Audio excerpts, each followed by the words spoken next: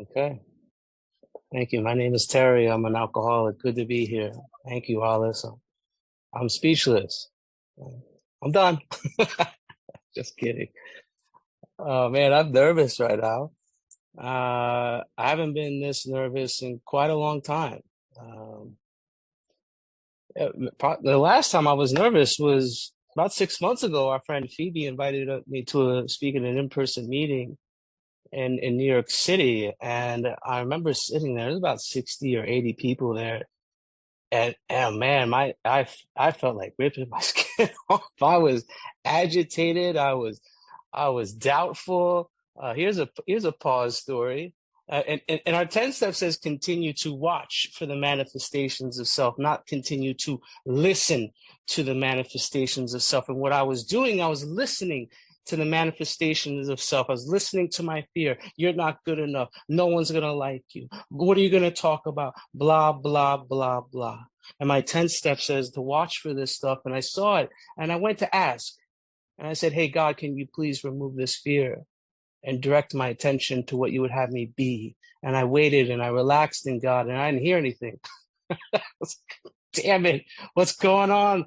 And there's another spiritual exercise that says discuss. And I look over at Phoebe. I'm like, Phoebe, I'm super nervous right now. And I'm really scared about what to talk about. She's like, why are you nervous? Everybody's in this room just thinking about themselves right now. I was brought right back to right here, right now, right here, right now. And what a powerful experience that was. Here's another pause story. Let's go into story time. Why not? My first time I ever spoke, Alice, the first time I ever spoke, I have arrived, right? I want people to love me. I want a love, applause. I want moments of sublime. I want standing ovations. What am I going to talk about? And I couldn't figure out what I was going to talk about. And I was asking God all day, God, can you please help me? What am I going to talk about? What am I going to talk about? What am I going to talk about? This was a selfish prayer. No wonder why God wasn't talking back to me. I tried using God consciousness to gamble one day. I was like, come on, God, red or black, red or black. It doesn't work. It just didn't work. And I remember I was jaywalking across the street. I deliver pizzas. So picture me jaywalking, and I got a pizza in my hand. And, all this thought came in, this pause moment. I said, you know what, God, just get me out of the way so I could help one of your kids today. And like a lightning bolt, it hit me. And you know what it said? It said, it's not about you. It's not about you. It's about the newcomer. Anyone who's here is counting days, this talk is for you guys. Anyone who's going through the steps right now and don't want to abandon themselves utterly to God in the third step, this one's for you. Anyone who didn't want to pocket their pride, eliminate every twisted character, every dark cranny in the past in the fifth step, this one's for you. Anyone who's been scared poopless to make amends, they're scary. This one is for you. Anyone who misses the words continue, improve, and practice in 10, 11, 12, this one's for you. Anyone who's in the last 30 days of recovery don't even know it, who are living on self-will and running the show themselves, this one's for you. And anyone just looking for any spiritual juice tonight, enhance their spiritual muscles, this one's for you. And I remember later on that day, I spoke about the jaywalker for 20 minutes because I was jaywalking across the street with a pizza. Let's rock and roll. Let's have some fun today. And I have a home group. My home group is Outright Mental Defectives. We meet Saturdays at 3 p.m. Eastern. It is a speaker meeting. Yeah, we cuckoo there. Pew, pew, pew, pew. All right. God will show you how to create the fellowship you crave. I started this meeting with a sponsee, and then all of a sudden, the fellowship has grown around me. This is a wonderful meeting. It's 15-minute leads followed by 20 minutes of Q&A. And they can share on whatever is on their heart. And Ali H. spoke there about, I think, 2 weeks ago. I got his recording. If anyone wants it, I can send it your way. I'll put my number in the chat. I have a sobriety date. My sobriety date is June 1st, 2019. And a miracle happened on that day. And I guess the best way I could describe that miracle is that the gift of desperation screamed louder than the craving that was beyond my mental control. I didn't quit drinking. I was separated from drinking. And another pause moment. Here we go. Let's pause. I remember that moment that I was sitting in my car and I was homeless, living in my car. So I broke into my mother's house to steal my old trumpet. I thought it was sterling silver, found out it was silver plated, damn it. Only got $40 for it. Bought a flask, and then bought some of the White Witch. And then I'm literally sitting in that car. And after I was done, I said, this intuitive sense, it's inside. It said, you done. You're done. I was separated from drinking. Well, I'll tell you another story. This is fun. I picked up some fun habits in sober living, and one of them was chewing tobacco. And I wanted to quit. And I remember I was going to the gas station down the street, and I was about to cop one and cop something, and I'm about to buy it. And this intuitive voice, the same voice that I heard on June 1st, 2019, said, "Don't hurt me." And it startled me because I haven't heard that scream before. It's like a child's scream. God can't be explained, but he can only be experienced. And this was an experiential thing. I stopped dead in my tracks and I walked away. I was separated. I picked pause because it means a great deal to me, especially when I was introduced to the Big Book of Alcoholics Anonymous in Minnesota. By the way, I didn't want to open the Big Book for a long time because I thought it was too big. I thought it was too big. I thought it was scary. I like my 12 and 12. My 12 and 12 is nice and little. It's cute. I didn't understand a word it said in the 12. 12 and 12 is some advanced stuff. Being an absolute newcomer doesn't know anything about recovery, the 12 steps, or anything about anything with the program of AA. It is a very difficult thing to read. And I opened it up and it said there was a solution on the first page. That was the first page I looked at. I remember sitting at my desk crying. Just tears were flowing down my face. And we have a way out, everybody. You know, we have a way up and we have a way out. You know, and I was introduced to people, people approached me, let's just say, and they introduced me to the Big Book of Alcoholics Anonymous, and they showed me that it's a mirror. And I started to look at myself in the mirror when I looked at the Big Book. The first things that caught me in the Big Book was the real alcoholic. Right? I'm not different from other people. I'm different from other drinkers. I'm different from the moderate drinker. These cats could take half a shot and walk away. That ain't me. I'm different from the hard drinker of a sufficiently strong reason, ill health, falling in love, or change your environment. These cats could stop or moderate. I had a doctor point blank tell me, "Terry, you will die if you ever drink again." But there I was, all lit up again. Where was my qualifier? My qualifier is when I put a drink in me, I lose all control. You know, the first step of getting out of jail is knowing that you're in jail in the first place. And someone showed me where I was, and I got out. And I was, the first day that I was there, they called it 11 at 9. And it was 11 step at 9. And we would be in a circle. This is my first day in treatment. And we would read around the circle. We would read pages of, I think, 87 and 88. And it said, when we retire at night, we constructively review our day. You know, was I resentful, selfish, dishonest, or afraid? Right? Do I owe an apology? Have I kept something to myself that should be spoken to another person at once? Right? Was I kind and loving towards all? Not an easy one to practice, right? You know, just it's a review of our 10 step, right? And, you know, I had no idea that I was practicing this way of life on day one. Day one. And then we did On Awakening as a group, which is pretty fun, especially being in a rehab. Everyone's got the tummy rolls, the tummy burps. Everyone's farting in the morning, right? I could hardly meditate, but we did it anyway. Because this is a way of life that we begin from day one. You know, it wasn't about learning for me. I spent a long time trying to learn the Big Book of Alcoholics Anonymous. I tried a long time to learn about the traditions and concepts and everything.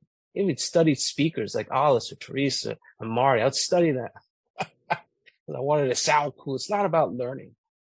It's about becoming. And then when you become this way of life, you start to be this way of life. You start to be a demonstration of how it works. You start to be a demonstration of the words into action. You start to be a demonstration of the family afterwards, 2 wives, 2 employers. I start to be a demonstration of a vision for you. I start to be a demonstration of a spiritual experience, right? I had no idea that I was practicing this in the beginning. And because when I retire at night, I was told the day starts at night. And I was like, what is that witchcraft? What are you guys talking about, right? And we do our nightly review so that we could clean house so that we could meditate in the morning. And I take that back. Writing inventory is a form of meditation, right? What is meditating? Meditating is focused thinking. If you know how to worry, you know how to meditate, right? So when you worry, you focus your thinking on the problem. When you meditate, you focus your thinking on the solution. So what is writing inventory? It's a form of meditation. So I could have a conscious companionship with my creator and have it direct my thoughts in the morning and ask it to be divorced from self-pity, self-seeking, and dishonest motives. Because an alcoholic with a motive is armed and dangerous, especially me. I need to ask God to divorce me every single day, right? And I take that meditated state of being out into the world with the pause. And where is God? He's in the pause. He's right here, right now. Scott L would say he's in between the claps. Step back, in between the claps. And they give us character. And Alice, I know this is your favorite chapter, and this is by far my favorite chapter. It's more about alcoholism. And they give us 3 characters. They give us the carpet slipper dude, they give us Jimmy, and they give us Freddie, right? And all 3 of these guys had an insane thought, and they all took action / made a decision based on an insane thought, and they went and drank. And in between that insane thought and that action to go drink is a very small space, everybody, but occupies a very, very, very large God. And that's what I'm building a relationship with that will separate me. Look at Jim's story. Jim had a resentment, right? You know, what's behind resentment's fear. What's behind fear is self-reliance, the great I, the great MY, the great for me. Let me give that into practical terms. I don't feel like going to a meeting. I don't feel like calling my spouse. I don't feel like calling my spiritual advisor, Marty, on Saturday. I don't feel like reading the big book. I don't feel like listening to a 5th step on a Sunday for 5 hours. I don't want to do that. That's Alice's favorite number response. 0. Me. What's up with my bank account? What's up with my sponsees? Like you belong to me. My. That's a fun one, right? I'll get to that later. Because I'm being selfish and self-centered, what's going to happen is I'm going to have an insane thought. What happened with what is it called? The carpet slipper dude. Carpet slipper dude, right? I'm going to stay sober based on because of whatever business. I'm going to be successful in business. And here's a fascinating story because he had the allergy. When he drank, he got thirstier. He wanted more. He lost control. It took him, right? But he stayed sober based on self-will because he wanted to be successful in business, meaning he was not an obsession-dominant individual. I'm an ANCAT. I have the obsession. I have the allergy as well. But who am I to say that if you're a real alcoholic or not and judge you? This is not a I diagnose you program. This is a self-diagnosis program, right? I had someone actually tell me, Terry, I'm concerned you're not a real alcoholic. And I was like, what are you talking about? Bill's story is literally my story. He stole it from me. He plagiarized the stuff. Yeah. The benevolence with me, when I take a drink, I lose control. What are you talking about? And I'm like, hold on, time out. Maybe he's right. That's what I said. Maybe he's right. And this is what went through my mind, Calvin. Every 15 minutes of every hour for 3 weeks straight. I said, Terry, why don't you step over to the nearest bar room and try some controlled drinking? Try and drink and stop abruptly. Try it more than once. This went on in my thought process over and I got 9 months sober. Guys, I was riding a 5th step high. You know, the drink problem will disappear. It did. Oh, it came back. It came back. Don't let anyone read your big book for you. If someone self-diagnosed you, just give them my number. I'll tell them to F themselves. Right? You know? But thank God for him. Thank God he did that to me. Maybe I had a reservation deep down within me and I didn't even know it. I just was driven by self-delusion. Because it flickered out, or I forgot the word. It snuffed out. That's the word. It snuffed out the last flicker of conviction I could do the job by myself. Me on my own power, choice, and control, I will drink again. Right? And like with the carpet slipper dude, right? Hey, I've been successful for this amount of time. Why don't I just I could drink like a normal person. And out came his carpet slippers, and the dude's dead in 4 years. Couldn't stop. I tried every known means to control and regulate his drinking and was dead. Am I convinced I'm in a progressive illness that I get worse, never better? Look at Fred. I was just reading Fred's story earlier. That's even scarier, right? Not a cloud on the horizon. I was actually reading and I was trying to look at it, and he said, I don't think I have much to worry about this drinking problem. I've been around it. He's being selfish. He's being self-centered. The I, me, miles. And then he's crossing a barroom or whatever, and he's like, "Oh, a couple of cocktails and would be great at dinner," or something like that. The insane idea. And then he took action, and then ended up in the taxi somewhere, right? You know. And yet again, in between that insane thought and that action is that small space, guys. That small space. Even in Jim's story, it said, "Suddenly the thought crossed my mind." Suddenly is a time frame. That means right here, right now. Look at our 9-step promises. Suddenly, we will realize that God is doing for us what we could never do for ourselves. The 9-step promises are descriptions of what it looks like to enter into the world of the spirit, right here, right now. So the insane thought is right here, right now. But who else is there? So is God. And we're building that relationship with now, which will separate us. Right? You know, when Alice asked me to speak, I said pause, and I'm like, okay, great. Now I can start practicing pause every day. You know, it's easy to let up on a program of action and rest on my laurels. I'll tell you guys another story. Here's a good one. So I deliver pizzas. I own my own business as well. I work for a municipality, and I'm delivering pizzas, and this new guy, he doesn't speak English, and you know, he made a comment about how I wasn't doing my job. And I was like, what? You're making a comment about me? What, me? Mr. Career Man? Mr. Good Employee? Mr. Spiritual Man? Guys, I'll tell you right now, the ego it becomes very spiritual really fast. Really fast. The resurrection or the recuperative powers of the ego are a phenomenon that I can't explain. Cunning, baffling, and powerful. It takes on a different face. Even though my motives are good, which is the craziest part. Craziest part. And I said, oh, really? Okay. No doubt. I took every single good delivery from him. I made sure that the boxes and the sodas were perfectly not arranged, so it gave a look that I did the work, but actually there was no boxes in the back and no sodas in the back, right? And then he would have to do my job the following day, right? And I did this over and over and over, stealing from him, doing the same thing with the boxes over 6 months straight. Yeah, Mr. AA convention speaker did that to this guy, right, Marty? Right? Mr. Spiritual Man, right? Oh, yeah. Oh, my God. I was a victim. I really was. I'm being tricked or duped by the false psychotic belief system that I could wrest satisfaction and happiness out of this world if I only manipulate well. That's what I was doing. I was manipulating the situation to make sure that I was the one in the right and he wasn't. I even tried getting him fired, everybody. I was this close. They actually let him go, and they couldn't find someone, and they had to keep him on. He's still on the job. I'll get there. So 6 months later, it was about 3 months ago. This is recent stuff.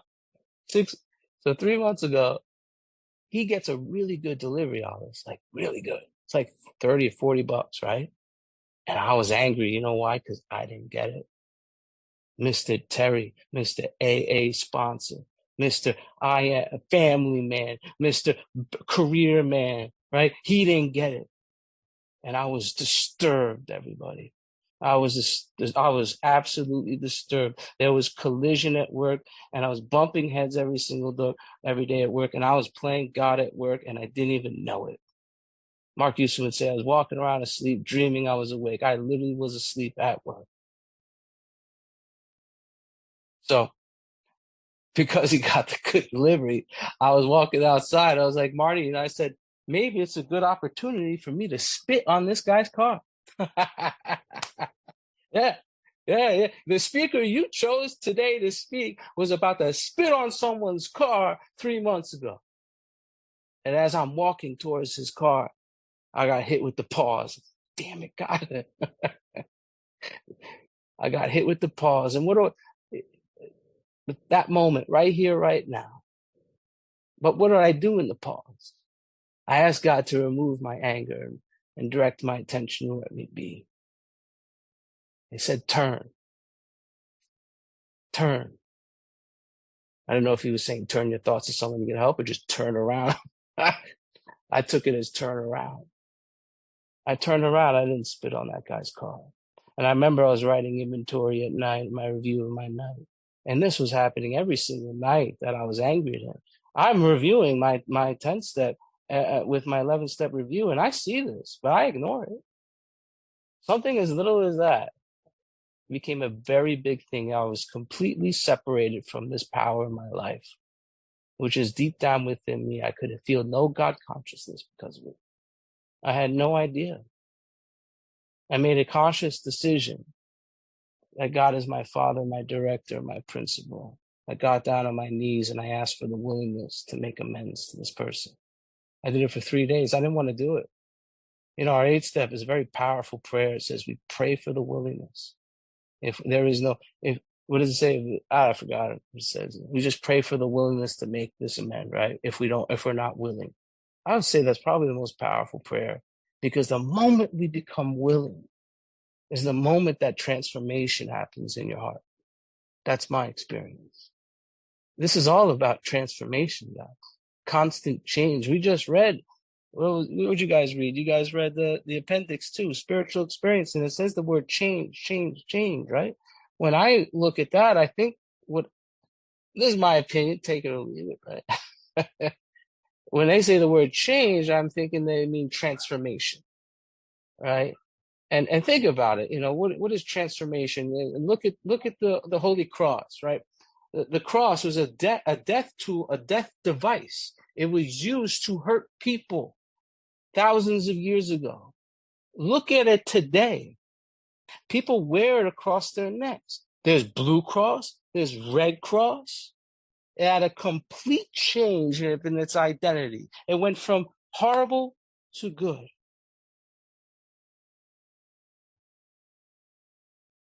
I made that conscious decision to go make amends to him. I had my boss, he speaks Spanish. I needed an interpreter. He doesn't speak English, right? And I told my boss what exactly I wanted to say. And then he starts talking to him. And I'm like, hold on, you're not saying the right thing. He's speaking in Spanish. And I'm like, I don't know what he's saying. Hold on, time out. This is what you need to say. Are you sure you're saying that? Are you sure you're saying this? And then I had a moment, another pause moment. Shut up, Terry. Just shut up. I let him talk to him. And afterwards I told him, how can I make this right? Right. And is there any other harms that I've done you that I should know about? And he says, no, I just want you to do your job. Yeah.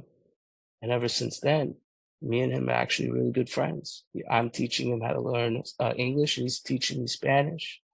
I go to work. I'm not disturbed. I'm a joy bringer, just like Alice talks about. I am someone who goes and brings the joy at work. Practices the St. Francis prayer, a joy bringer, bringing love, bringing forgiveness. I'm starting to demonstrate these principles in all my affairs. The third part of the 12 step is my favorite part. I mean, don't sleep on the chapter 2 wives. Don't sleep on the chapter 2 employees. Don't sleep on the vision for you. Don't sleep on what's the other one? Family afterwards, right? It even says on page 19, a much more important demonstration. I like that word, demonstration. Demonstration of our principles or our steps lies in our respective homes, occupations, and affairs. And guys, they're in that order for a particular reason. If I'm not demonstrating these principles at home, I'm not going to have a home. Drunk or sober, doesn't matter. If I'm not demonstrating these principles at work, I'm not going to have a job. Look what happened to me at work. If I'm not demonstrating these principles in all my affairs, I will collide with you. I will step on your toes. You will retaliate, and I'll get angry. And when I get angry, I get shut off from the sunlight of the Spirit. And when I get shut off from the sunlight of the Spirit, I'm going to say, how dare you? How dare you? And then I'm going to go to self-pity. I'm going to bury myself in like quicksand. And I'm going to think, drink solution, drink answer. There's 75 pages dedicated to step 12, pages 89 to 164. Read them, guys. Study them. Make them a way of life. Try practicing never being angry. That's a fun one. Try practicing that. I think that's page 111 or something like that in the chapter 2 why. There's some remarkable things in there, guys.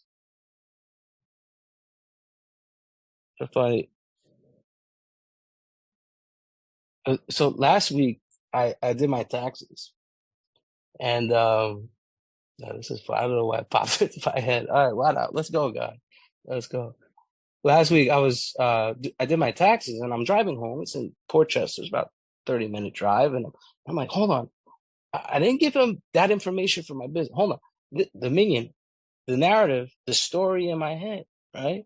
You know, that's my ego is talking to me. My thinking is talking to me. I'm listening to the manifestations of self in my head again, right? And I'm going back and forth, back and forth, back and forth. And I'm walking outside, I'm walking to my apartment, and I get a call from my wife. I get a call from my mom. I get a call from my dad. I get a call from my brother, Marty. And all these people are calling me. I'm like, what's going on? They're like, there was an earthquake going on. Are you okay? And I'm like, I didn't feel an earthquake. Because I was listening to the manifestations of self in my head. I was so self-consumed and self-absorbed, I didn't think about anything else. I was literally being driven, guys. I was literally being driven. When you practice the discipline of watch on a daily basis, you'll start watching yourself being driven. It's wild. It is absolutely wild. I mean, I take this meditative state with the pause. Whenever I'm agitated or doubtful, I go into the now, right? And I watch. There's about 12 spiritual exercises or 12, you could say, spiritual exercises. I got this from Mike D. He was my former sponsor. He spoke here, I think, a month or two ago, right? And what I do is I watch. I take that meditative state of being out into the world with the pause, and I start to watch. And then the second one is to ask. I would pray to God. I talk to him on a daily basis. You guys, I don't know if you've ever been to New York City before. You guys ever see those homeless guys that have schizophrenia? Calvin, you know what I'm talking about. I see you shaking your head. They're talking to themselves. That's what I do when I practice ask. Right? I'm just talking to God all day. God, please remove my fear and direct my attention to thee. God, this is a sick person. How can I be helpful to thee? Thy will is being done. Show me the way, God. Right? I'm practicing what? And then I practice discuss. Try doing this. Try for the rest of today. Obviously, there's not much time left in this day. Try practicing watch, ask, discuss all throughout the rest of today and tomorrow as a way of life. Bring it with the pause. Bring it with the meditative state after your meditation, and try it in all your affairs, right? Try practicing turn your thoughts to someone you can have. What about those other alcoholics? What about my family member? What about my brother? I haven't spoken to my brother. I could give my brother, because God gave me the power to turn my thoughts to someone I can help. Turn my thoughts. I don't actually have to jump out of my skin to go help someone. All I have to do is just turn my thoughts, and I stop listening to the narrative in my head. That's why we pause. When agitated or doubtful, we put a disturbance. We put a gap in the story, the minion, the narrative in my head, and the grace of God will come in. And you'll start to be operating in the world of the spirit. This vital sixth sense, which covers all of our 5 other senses, right? Sight, touch, hearing, all that stuff. God is part of our nucleus now. It's a way of life now. Try practicing Love and tolerance is your code. Not an easy one to do. Try loving people who are unlovable. Anyone got a sponsee who's God? It's really difficult to be tolerant with this guy. Or you're in a meeting and this person just keeps shouting the same BS. Ah, man, I love this guy. You know, biting my. Try practicing that. What's going to happen is that you'll start loving people who are unlovable. 5 minutes? I can't tell. I just got a blank screen. 5 minutes. Okay. Damn, that went fast. Try practicing cease fighting. I think that's spiritual exercise number 6, I think. I forgot. Cease fighting, cease fighting, cease fighting. Try practicing a place of neutrality, safe and protected. This is called clocks and watches. Don't look at a clock or a watch for 12 or 6 to 12 hours and live a completely God-directed life. We'll see if you're in real fit spiritual condition. Watch you get to places without you using a watch. Living in the pause right here, right now, from moment to moment to moment to moment basis. Try practicing. God, show me a vision. Carry the vision of all my. Bring me a vision. Carry the vision of God's will into all my activities. Right? Show me a way. Show me a way, God. I like to practice that with Thy will is being done. Thy will is being done. Show me the way. Show me the way. Try practicing. How can I best serve Thee? Try practicing. If you don't know what God's will for you is, do the next right thing or do the next indicated right step. I got a few minutes left. I guess I want to talk about is I'm a recovered big book thumper too. Right? I used to worship the book. I really did. Like Kurt Z would say, I worship the menu, but not the meal, right? I mean, imagine going to a diner and you got, here's the book right here. Imagine going to a diner and you're reading the menu and you're like, oh man, this looks so good. Ah, you start fighting it. Why did it not taste so? Because I'm worshiping the menu, but not the meal. The big book, I don't even have notes in the big book anymore. I like reading the big book without any notes because I like to have a new experience with this book on a daily basis. The big book is not the treasure, it's a map. Like Ralph W. would say, it's a map to this power, which will help you live and live happy, which will help you at certain times against the first strength. I made a lot of mistakes in recovery, and I guess, I've been reading chapter 7, working with others. I don't know why, but I've been really enjoying this. Look at all the nevers. Calvin was there when I did a little chat on this. And look at the nevers, look at the do nots, the should nots, right? Be careful not to moralize or lecture, not to be an evangelist or a reformer, never talk down to an alcoholic from any spiritual, moral hilltop. I did all that. I did every single one of them, right?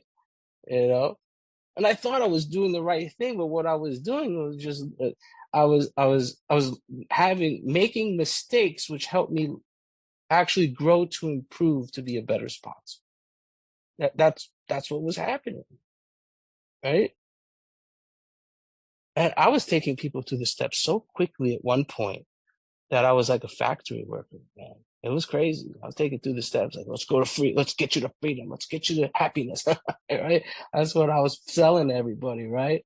And I'd wake them up, right? And I'd say, bye-bye, peace. It's like my baby's cribs over here, if you guys can see it, right? Say my kid's taking a nap, right? And say he has a spiritual awakening. I wake him up and I said, bye-bye, baby. This baby's going to be pissed. I have to walk shoulder to shoulder, hand to hand with these people. I had a pause moment when I had that. When I had someone who reconnected back with me and I didn't even know their name.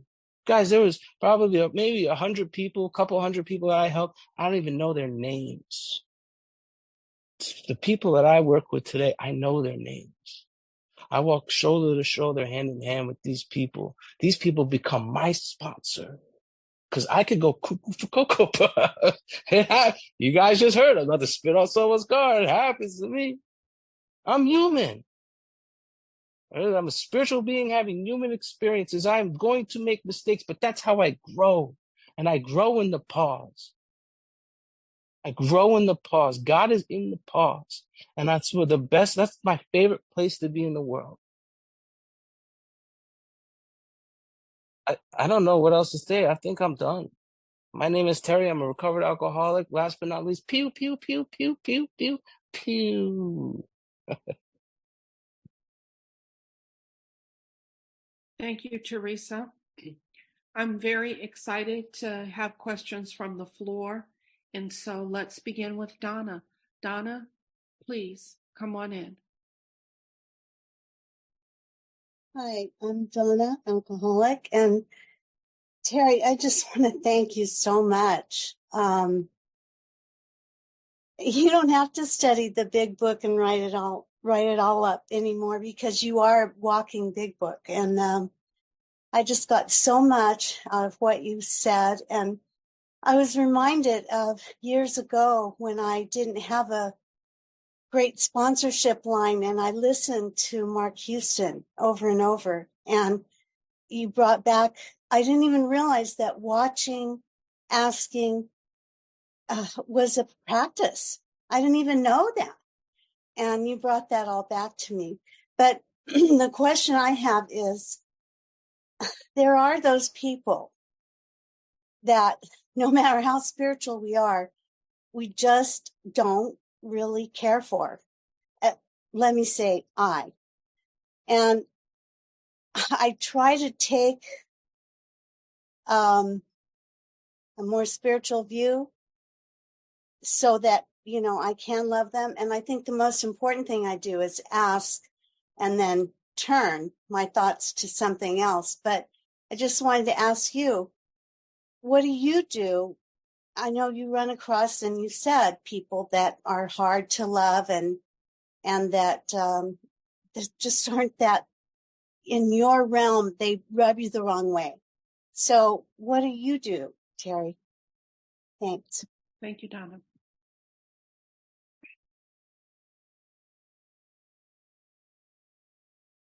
Terry? Yeah, I couldn't unmute. Thank you, Donna, for the question. I guess it was a process of growing up that I could best way to describe that. It was this book I read called 365 Tao's Daily Meditation that I got from Mike's sponsor, who was Mark. And it had this passage about donkeys.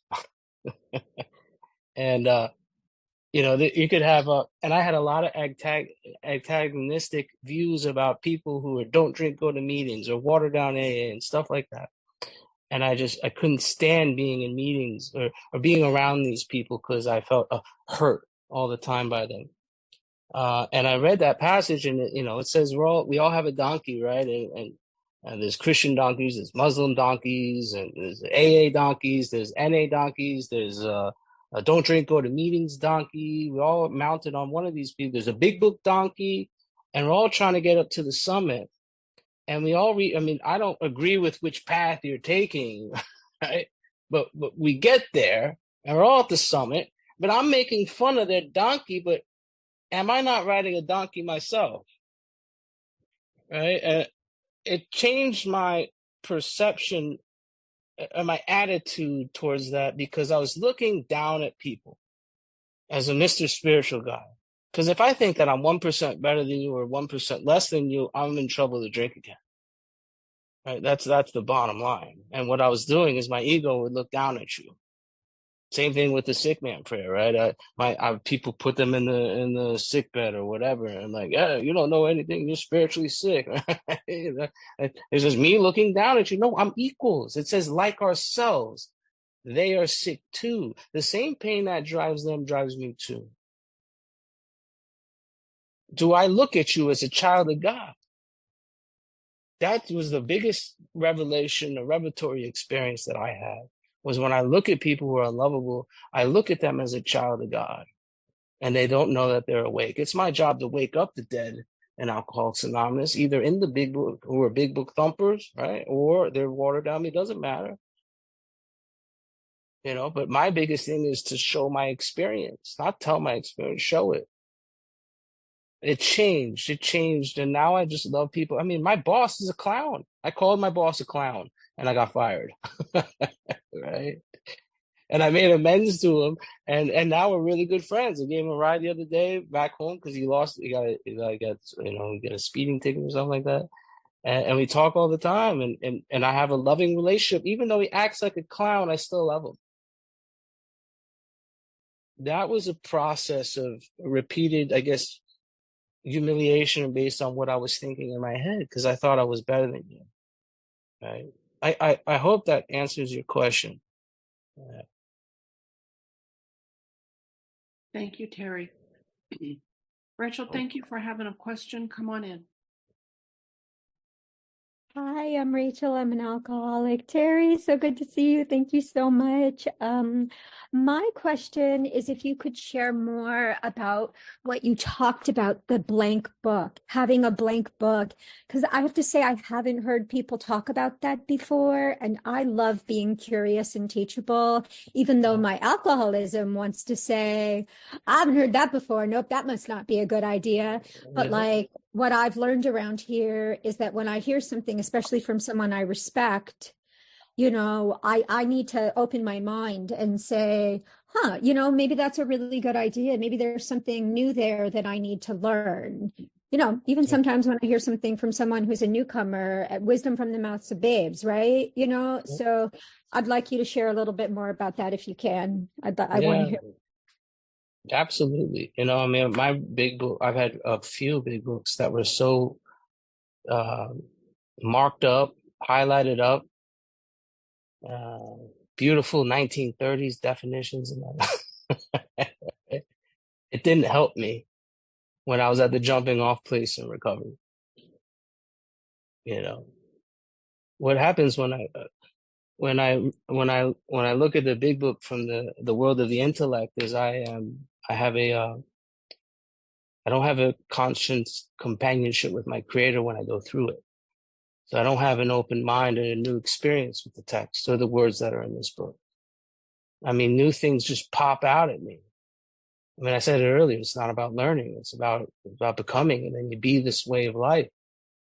I mean, I just did a talk earlier this morning on page 48, how I choose to believe that my thinking was the alpha, the omega in the beginning. I make a conscious decision to play God. And that just popped at me. I just read it this morning when I was in meditation, right? I would have never seen it if my big book was all chewed up. I mean, yeah, if your big book is falling apart, most likely you are not, right? But in my experience, it's so chewed up and written up, I don't have a new experience with the literature, right? I hope that answers your question. Yeah. Thank you, Terry. And that was a great question, Rachel. Thank you so much. Zelda, will you please come in? Hi, everybody. Hi, Hey. I'm Zelda. I'm an alcoholic and an addict. What a great talk. I was glued in. My question would be, okay, so I guess I would say, Zelda, alcoholic addict, my spirit doesn't always, my spirit, some people are, I don't know if it's threatened or they feel attacked, just interaction wise. And it could just be hello. Sometimes it's just, so I get attacked a lot. Like I went to the supermarket and I got yelled at for looking at the strawberries for too long by a perfect stranger this afternoon. And I said, I'm looking at the grapes. I'm food shopping. And she's calling me the B word and she's cussing me out. And I had to do the pause because I do believe the pause is just entering my God into my higher power into the situation. And what a talk. But what would you say when you interact with people or individuals or anybody who are just not spiritually fit, or not in a good headspace? and you have to do the pause and allow your higher power. Thank So you, we'll Zelda. do that. That's a great question. Thank you. Yeah, Come on, wonderful Terry. question.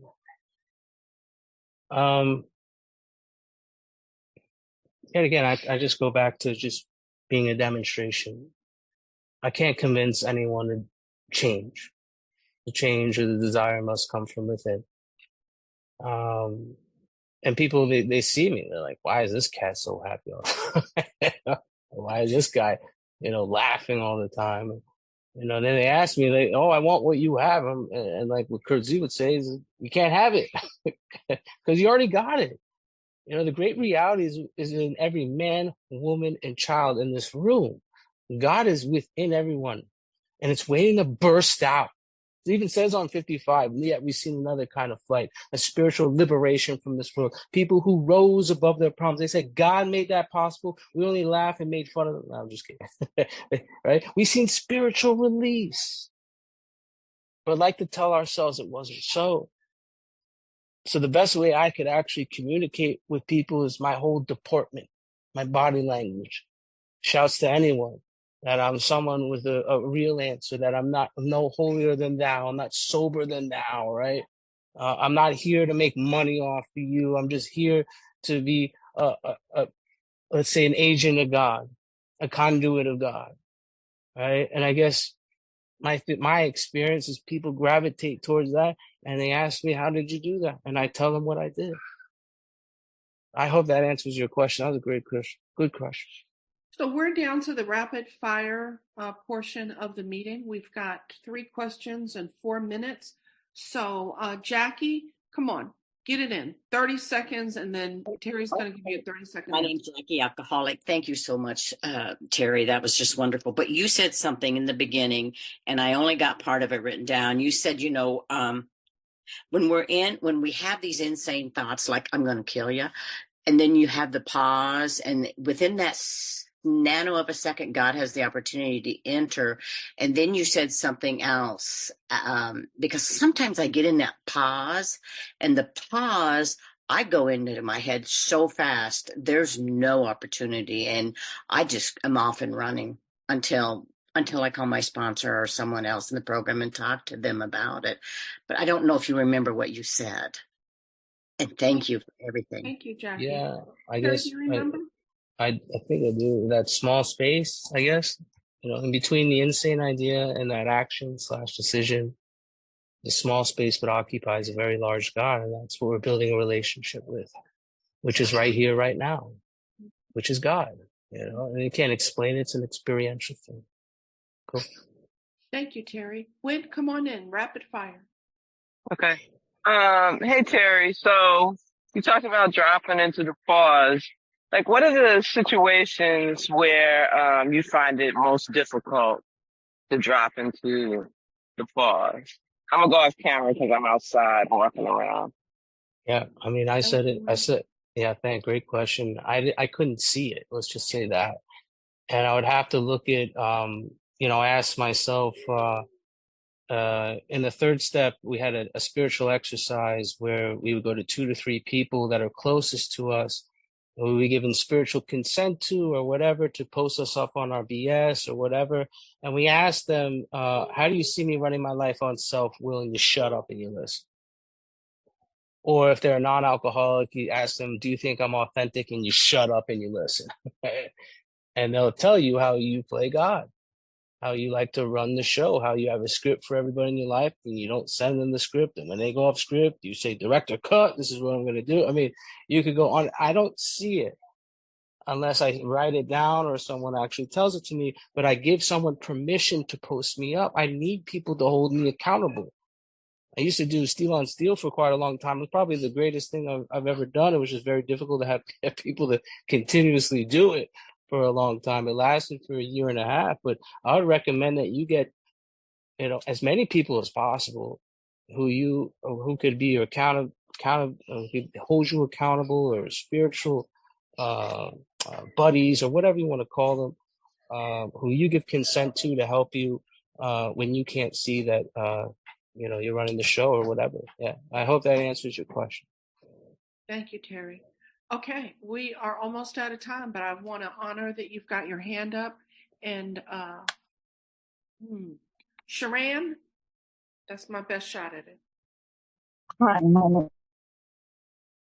Hi, my name is Sharon, and I'm an alcoholic.